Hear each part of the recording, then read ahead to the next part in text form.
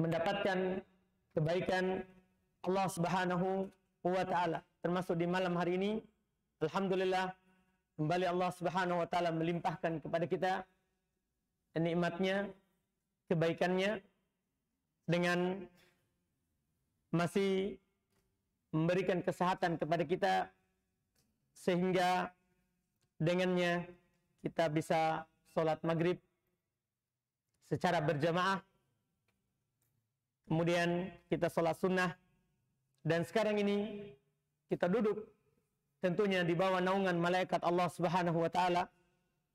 Kita duduk di tengah-tengah rahmat Allah Subhanahu wa taala dan ketenangan dari Allah Subhanahu wa taala, Rabb kita, Rabb alam semesta.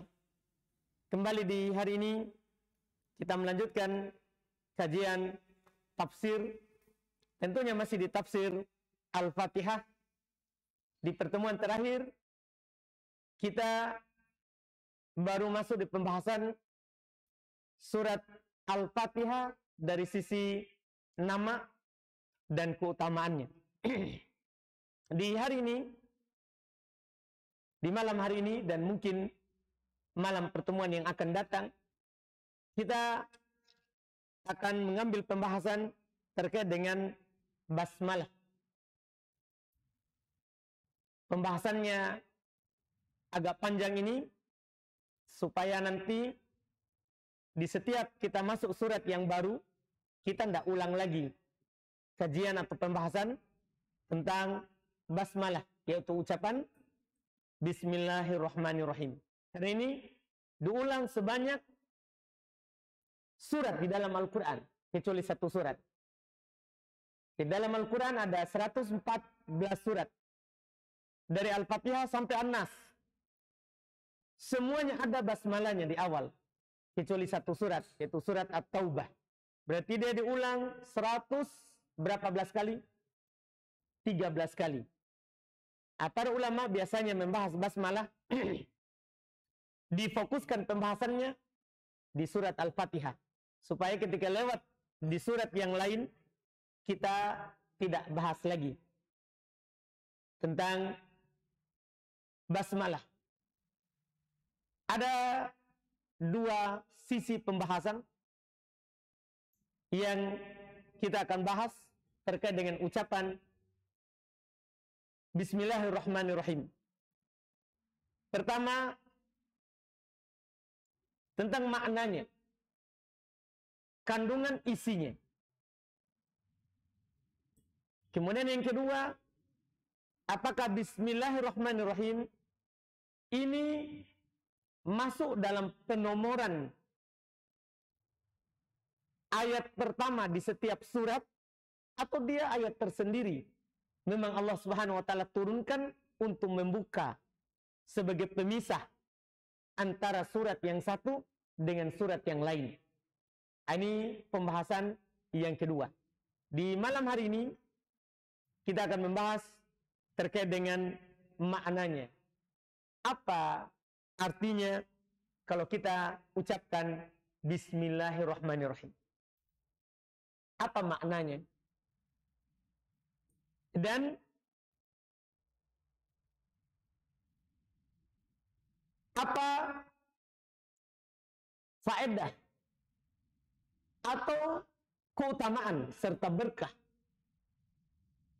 yang kita akan dapatkan kalau kita mengucapkan dan membaca Bismillahirrahmanirrahim. Kita lihat tafsir dari Asy-Syaikh Ibnu Utsaimin rahimahullahu ta'ala. Kata beliau, wa qauluhu ta'ala, dan firman Allah Subhanahu wa ta'ala di awal surat Al-Fatihah, Bismillahirrahmanirrahim. Bismillah Ar-Rahman Ar-Rahim. Kalau kita hitung katanya yang disebutkan di ayat ini, di bacaan ini, bi itu kata pertama, kemudian bismi isim itu kata kedua, Allah kata ketiga, Ar-Rahman kata keempat, Ar-Rahim kata kelima. Jadi ini 5 kata. Ada 5 kata. Secara umum terjemahannya sering kita dengar Bismillahirrahmanirrahim, dengan nama Allah, karena dengan itu secara makna biasa. Tapi kalau kita nanti pelajari artinya, kita bisa lebih mendalam lagi. Dengan dikenal di sisi ulama tafsir, ini adalah ba al-isti'anah. Ba yang bermakna dan terkandung di dalamnya permintaan pertolongan. Jadi kita ucapkan artinya saya memohon pertolongan. Bismi, dengan nama Allah, Allah sembahan kita. Allah artinya al-ilah, al-ma'bud, sembahan yang diibadahi oleh penduduk langit dan penduduk bumi. Karena kata Allah asalnya dari kata ilah.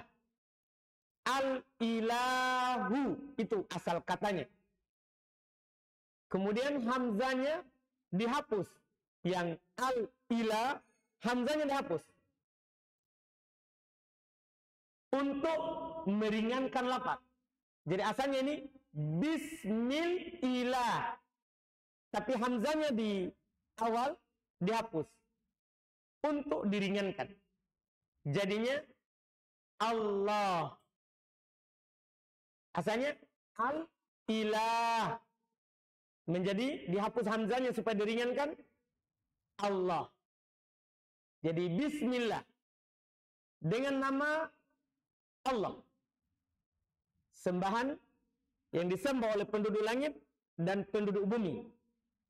Ar-Rahman, yang maha rahmat, nanti akan disebutkan oleh Asy-Syaikh Ibnu Utsaimin apa makna tafsir dari kata Rahman. Ar-Rahim, ini Rahman, Rahim satu kata pada dasarnya. Cuman dia memiliki perbedaan secara makna. Nanti akan dijelaskan kalau Ar-Rahman dia adalah rahmat Allah yang Allah simpan untuk dirinya. Kalau Ar-Rahim, rahmat Allah yang sampai kepada makhluknya. Dia Allah yang maha rahman dan rahimnya sampai kepada hamba. Sampai kepada hamba. Ini makna secara umum dulu untuk ucapan Bismillahirrahmanirrahim. Ada perinciannya, kata Syekh, al-jar wal majrur muta'alliqun bimahdhuf. Ini bagi orang yang sudah belajar bahasa Arab. Jar majrur maksudnya kalimat di awal bismi. Itu bismi itu huruf jar namanya dalam bahasa Arab. Ismi itu kata yang dijar. Dua kata ini dinamakan jar majrur. Yang ada di awal kalimat Bismillahirrahmanirrahim muta'alliq bimahdhuf. Dia terikat dengan sesuatu yang dihilangkan. Dia ada sesuatu yang dihilangkan, yang tidak dilapatkan. Nanti akan disebutkan oleh Syekh setelahnya langsung, apa itu yang dihilangkan? Apa yang dihilangkan? Kata beliau, wa hadzal mahdhufu yuqaddaru fi'lan mutaakhiran munasiban. Ini yang dihilangkan ditakdirkan kata kerja. Yang diakhirkan maksudnya Bismillahirrahmanirrahim, setelahnya ada kata kerja yang hilang. Yang sesuai dengan antum mau apa, ucapkan bismillah. Misalnya antum bilang Bismillahirrahmanirrahim, saya mau makan. Berarti takdirnya Bismillahirrahmanirrahim. Akul. Dengan nama Allah yang Maha Rahman lagi Maha Rahim, saya makan.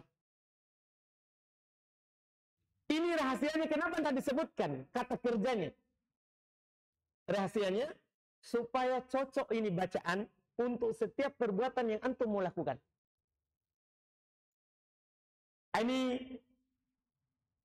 hubungannya, ini faedahnya kalau tidak disebutkan. Kalau kaidah tafsirnya, ya, hadfu al-muta'alliq lil umum. Dihilangkan fiilnya itu, kata kerjanya, supaya maknanya umum. Makanya ini Bismillahirrahmanirrahim itu bisa dibaca kapan saja dan di mana saja. Dan di mana saja. Apapun yang antum ingin lakukan, maka bisa dibaca Bismillahirrahmanirrahim. Bahkan datang dalam hadis, walaupun hadis ini adalah hadis yang dhaif, didhaifkan oleh Imam Ahmad. Kullu amrin la yabda'u bi bismillah fahu aqta. Setiap perkara yang tidak diawali oleh bismillah itu perkara yang putus.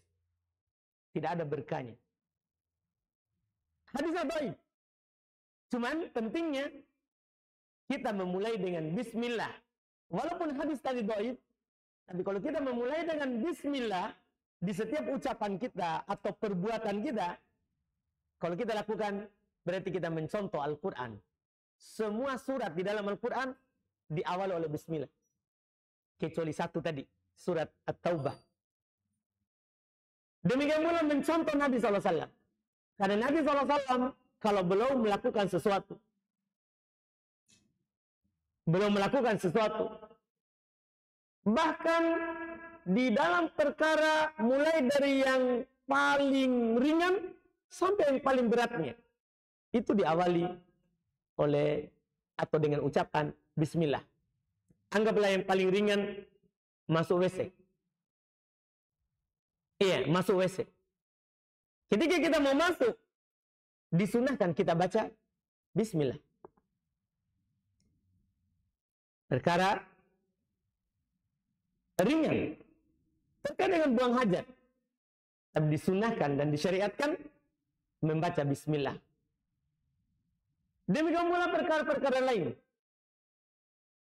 semuanya disunahkan mengucapkan bismillah. Apa faedahnya, untuk apa? Sebentar akan disebutkan. Faedah memulai sesuatu dengan bismillah oleh Asy-Syaikh rahimahullahu taala. Jadi di sini kata kerjanya dihilangkan. Ditakdirkan yang sesuai dengan yang antum mau lakukan. Berarti bismillah sama masuk WC. Berarti bismillahi adkhulul hammam. Dengan nama Allah saya masuk WC. Yang mana kalau ini kita sebut, maka kita tidak akan dilihat oleh jin yang tinggal di WC, aurat kita. Iya. Karena yang membatasi, kita kan masuk WC buka pakaian. Tidak ada yang bisa menghalangi kita dengan pandangan jin, kecuali ucapan bismillah tadi sebelum masuk. Ini penting. Walaupun perkara ringan, tapi penting. Dalam pembahasan syar'i. Pembahasan dalam agama kita. Fa'idha kulta. Kata beliau, kalau antum berucap, membaca bismillah wa anta turidu an ta'kula, dan antum mau makan, beliau contohkan yang biasa kita lewati setiap hari. Kalau antum katakan bismillah dalam keadaan antum mau makan, maka tuqaddiru al-fi'la bismillahi akul. Antum takdirkan perbuatan bismillah saya makan. Dengan membaca ini datang keutamanya di hadis Nabi sallallahu alaihi wasallam. Syaitan tidak akan berserikat sama antum dalam makan. Dan kalau ada antum makan sesuatu yang bertulang, maka tulang yang antum buang itu jadi makanan jin muslim. Kalau tidak baca bismillah, makanan yang bertulang, antum buang tulangnya, itu jadi makanan jin kafir. Ini kalau makan. Kalau makan. Iya. Minum, demikian juga. Sama takdirnya. Sama takdirnya. Kulna, kata beliau, kami katakan, innahu yajibu ayyakuna muta'alliqan bimahdhu. Kita katakan, wajib dia terkait, terikat dengan sesuatu yang dihilangkan. Kenapa? Karena ada sesuatu dalam kaidah bahasa Arab. Bagi orang yang tahu bahasa Arab, kalau ada huruf jer dan yang dia jer, tidak mungkin datang tiba-tiba sendiri. Pasti ada kata kerjanya. Jadi kalau tidak ada dalam lafaz, pasti ada yang hilang. Ini bagi orang yang tahu dan sudah belajar ilmu bahasa Arab. Kenapa kita katakan ada yang hilang? Padahal ini firman Allah. Dari mana kita tahu? Ingat, Al-Quran turun dengan bahasa Arab.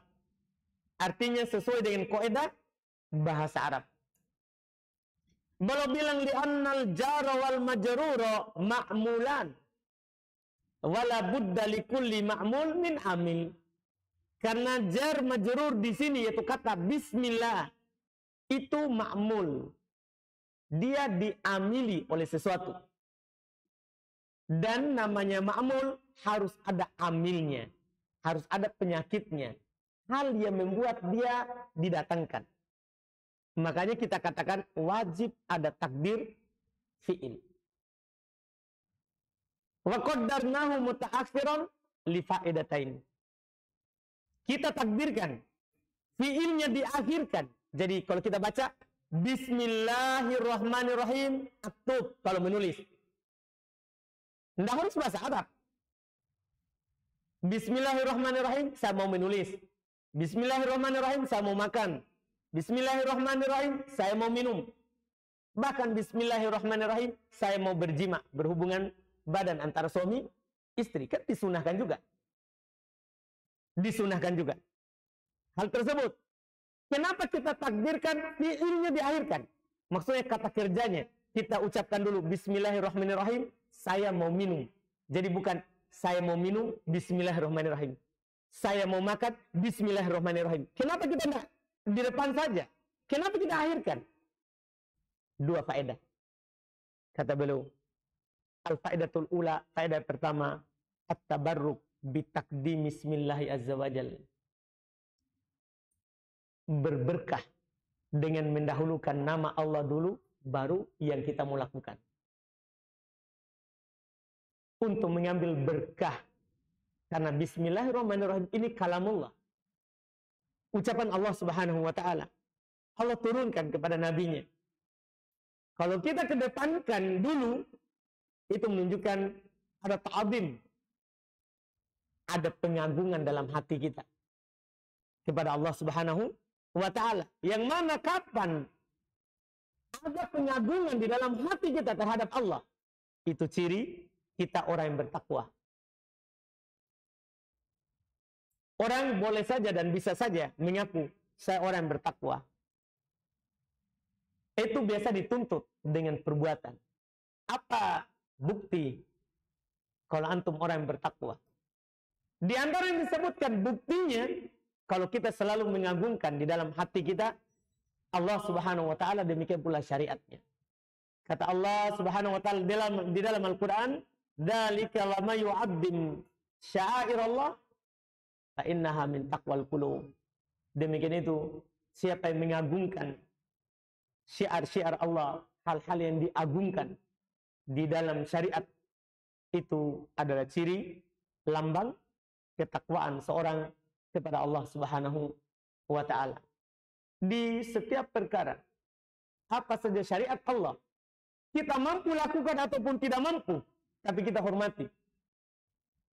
Itu ciri kalau kita adalah orang yang bertakwa. Sekarang ada lafaz Allah. Bismillahirrahmanirrahim. Kan bisa saja kita bilang, saya mau makan Bismillahirrahmanirrahim. Bisa. Tapi kita tidak kedepankan itu ucapan. Kita ucapkan dulu Bismillahirrahmanirrahim, baru saya mau makan.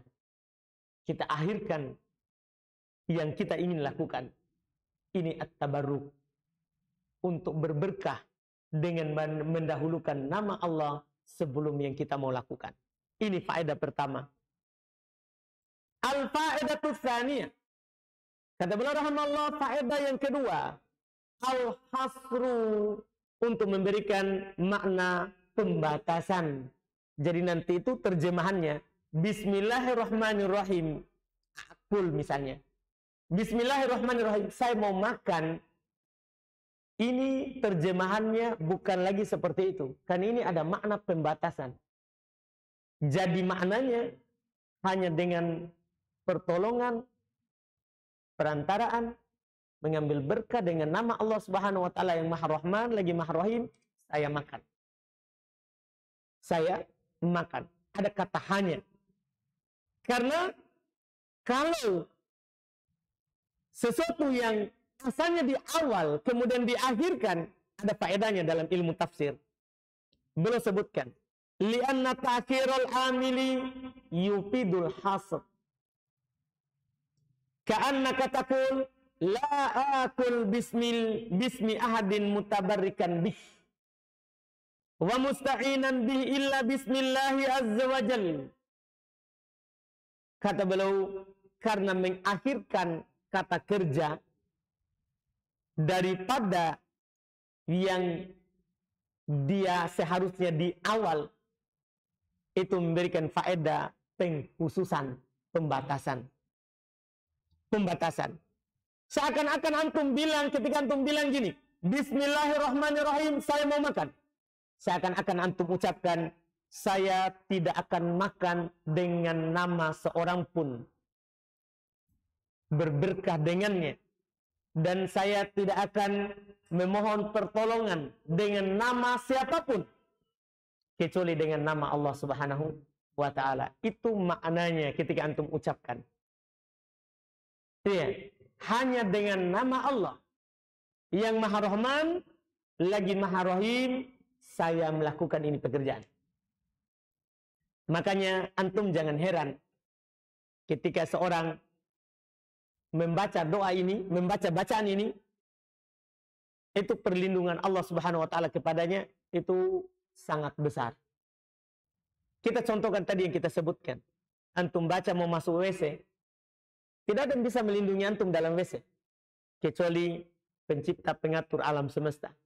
Nah, ini didapatkan kalau antum baca bismillah. Iya.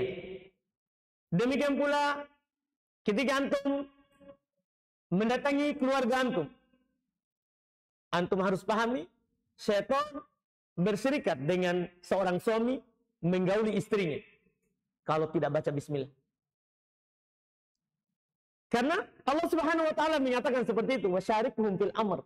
Syaitan berserikat dengan manusia dalam perkara yang mereka lakukan. Antum hati-hati, ini jangan dianggap sepele. Ini hal ringan, tapi kalau antum tidak ucapkan, antum ridho nggak orang lain berserikat sama antum? Kalau manusia sudah antum keluarkan parang, antum sudah bunuh. Nah, itu hal yang wajar. Seorang cemburu kalau ada diganggu istrinya. Ini ada musuh antum yang nyata, yang tidak kelihatan, tapi nyata. Allah katakan dia berserikat sama antum dalam segala hal yang antum lakukan. Makan, minum, berhubungan badan, dia juga makhluk.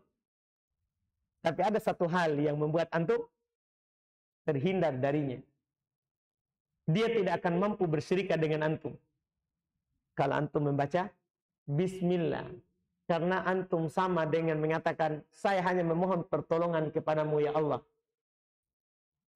Dengan namamu yang Rahman lagi Rahim. Saya lakukan ini perkara. Saya lakukan ini perkara. Ini faedah dan kandungan besar di dalam ucapan ini.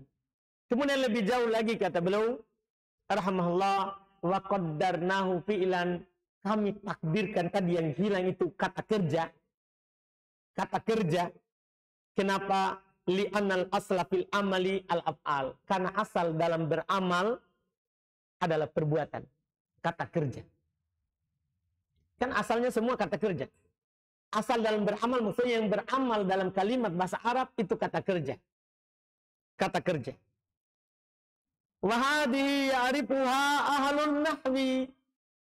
Mungkin antum yang tidak belajar bahasa Arab tidak tahu. Karena beliau katakan ini hanya ditahu oleh orang yang ahli dalam bidang ilmu bahasa, ilmu nahwu. Ya mungkin jamaah yang belum pernah belajar ya bingung-bingung sedikit. Apa maksudnya itu dihilangkan fiil? Apa itu fiil? Ya, ini jangan membuat antum kayaknya pekan depan tidak usah datang. Pembahasan tinggi. Nah, ini membuat kita harus bersemangat. Oh, berarti memang harus kita belajar bahasa Arab. Minimal ilmu dasarnya. Habis waktu? Baik.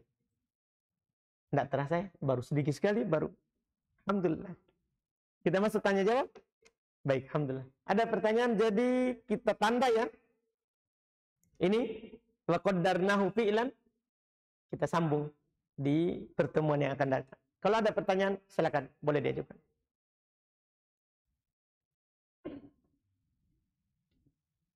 Boleh langsung ya, tidak apa-apa. Alhamdulillah.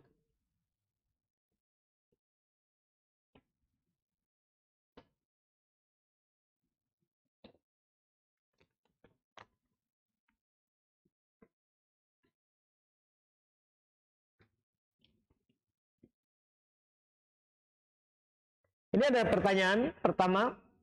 Bismillah Ustaz, bagaimana hukum sholat kalau belum baca Al-Fatihah? Tapi saya dapat imam ruku. Karena ada hadis yang seperti maksudnya? Seperti apa? Nah, ini saya baca ulang. Bismillah Ustaz, bagaimana hukum sholat kalau tidak membaca Al-Fatihah? Hukum sholat kalau belum baca Al-Fatihah. Tapi saya dapat imam ruku karena ada hadis yang seperti. Siapa yang punya pertanyaan? Lanjut ke pertanyaan tak? Sebetulnya tadi tidak konsentrasi ini menulis.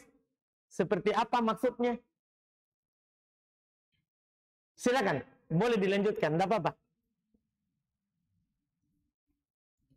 Siapa punya? Karena ini seperti apa maksudnya?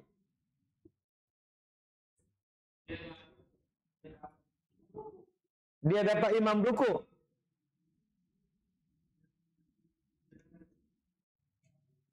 Baik, begitu Pak Yani ya. Tapi kita yang punya ini. Oh bukan ya. Alhamdulillah. Begitu mungkin maksudnya. Baik, alhamdulillah. Baik, kalau mudah-mudahan seperti yang Pak Yani tebak. Tapi ada juga saudara kita yang mau tebak tadi. Apa Pak? Tadi yang kita mau bilang.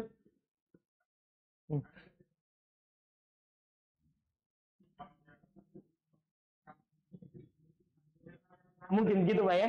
Alhamdulillah. Baik, ini sudah 2 orang. Mungkin begitu yang dimaksudkan. Walaupun ini yang punya tidak mengaku. Tidak apa-apa. Iya, baik. Kalau begitu yang dimaksudkan. Sekarang ada orang masbuk. Dia masuk, imam ruku. Tentunya dia tidak bisa baca Al-Fatihah karena imam sudah ruku. Apakah dapat 1 rakaat? Maka jawabannya, pendapat dari Imam Syafi'i dan mayoritas ahli hadis dapat. Dapat. Kalau dapat ruku. Berdalil dengan hadis Abu Bakr, bahwasanya dia pernah mendatangi sholat. Nabi SAW sudah ruku. Akhirnya dia ruku di pintu. Sambil jalan ke shop, sambil ruku. Sambil jalan ke shop, sambil ruku. Setelah selesai sholat, kata Nabi SAW kepadanya, Zadakallah hirson wala ta'ud. Semoga Allah menambah semangatmu, tapi jangan kamu ulangi. Kata para ulama, dia sampai korbankan ruku di pintu. Supaya mau dapat ruku. Ini menunjukkan bahwa dapat ruku, dapat 1 rakaat. Dapat ruku, dapat 1 rakaat. Karena dia berjuang sampai di pintu. ruku, baru jalan. Sambil ruku. Yang kedua di antara menunjukkannya dapat adalah Nabi SAW tidak menyuruhnya menambah 1 rakaat. Nabi hanya mendoakannya. Semoga Allah menambah semangatmu, tapi jangan kamu ulangi, maksudnya ruku sambil jalan. Itu yang dilarang untuk diulangi. Jadi Nabi tidak bilang kurang tadi. Kurang tadi. Kamu tambah. Nah, ketika Nabi tidak mengatakan hal itu, berarti dia dianggap dapat. Ini khusus yang dapat ruku. Adapun kalau dapat berdiri, kemudian kita lalai dari Al-Fatihah, lupa atau lalai dari Al-Fatihah sehingga tidak kita baca sampai imam ruku, maka di sini tidak dianggap dapat. Karena kita bukan kejadiannya dapat ruku, tapi dapat berdiri. Nah, kalau ini berdalil dengan hadis yang lain.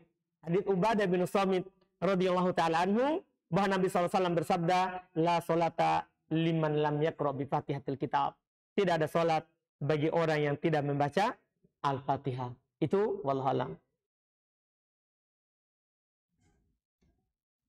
Ini pertanyaan berikutnya lagi. Apa Ustaz, di luar pembahasan, bagaimana hukumnya menghadiri acara akikah yang dirangkaikan dengan acara adat tidak sesuai syariat, tapi ini adalah acara keluarga. Kalau tidak dihadiri, dikhawatirkan akan menjadi bahan pembicaraan keluarga. Asal akikah kan sunnah. Kita hadiri. Adapun kalau ada tambahan-tambahannya yang mereka lakukan, itu tidak membatalkan dan tidak menunjukkan apa yang dia lakukan itu batal.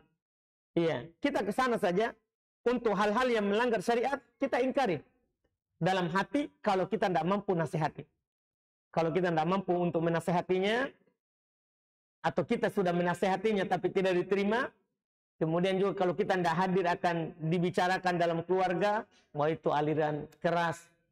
Sehingga nanti kalau ada anaknya mau ikut, jangan kok ikut itu nak. Itu bahaya itu Pak Jenggot. Iya. Gara-gara tidak ikut akikah, dia akan menganggap kita mengkafirkannya. Padahal tidak seperti itu. Kadang kita tidak ikut karena ini tidak sesuai syariat. Cuman namanya orang awam tidak tahu ilmu. Kadang kalau kita tidak ikut dianggap, oh saya sudah kafir kayaknya di sana. Kadang begitu orang. Kadang seperti itu. Maka untuk menghindari itu sangkaan-sangkaan buruk, tidak apa-apa antum hadir. Karena asal acaranya sunnah. Beda kalau asalnya memang beda. Tidak ada tuntunannya. Itu lain lagi cerita. Sebaiknya ya kita memang tidak hadir untuk mengajarkan kepada mereka bahwa ini saya kalau masalah memang tidak ada sisi syariatnya, tidak hadir. Tidak hadir. Untuk mengajarkan hal tersebut dan mendakwakan kepada mereka yang benar lewat perbuatan. Karena seorang berdakwah itu harus dia ucapkan. Dia lakukan sesuatu, dia tunjukkan kepada keluarganya, itu sudah dakwah juga namanya. Sudah dakwah juga namanya. Kadang-kadang sebagian orang kalau kita ucapkan, dia anggap kita baru sedikit makan garam. Begitu. Jadi kita tampakkan saja berupa perbuatan yang baik, bahwa kalau baik pasti saya lakukan. Itu wallahualam. Mana yang lebih sah? Bismillah atau Bismillahirrahmanirrahim? Tergantung, Mbak. Iya. Karena ada Bismillahirrahmanirrahim, ada Bismillah. Di mana tempat-tempatnya? Kan syariat telah menunjukkan. Yang jelas kalau dia pembuka dari setiap surat, itu Bismillahirrahmanirrahim. Biasa ditakbir, diucapkan dengan basmalah. Basmalah artinya itu yang lengkap. Kalau bismillah, bismillah biasanya dikatakan samillah. Sebutlah nama Allah, maksudnya bismillah. Misalnya dalam menyembelih, itu bismillah. Dalam masuk WC, bismillah. Iya, itu yang diinginkan dengan lafaz-lafaz yang seperti itu. Jadi tergantung dalilnya. Tergantung dalilnya. Di tempat ini kita baca bismillah atau bismillahirrahmanirrahim. Tergantung dalilnya. Alhamdulillah kita cukupkan karena sudah masuk waktu. Mudah-mudahan bermanfaat. Insyaallah kita lanjut lagi di pertemuan akan datang. Subhanakallahumma wa bihamdik, asyhadu an la ilaha illa anta astaghfiruka wa atubu ilaik. Assalamualaikum warahmatullahi wabarakatuh.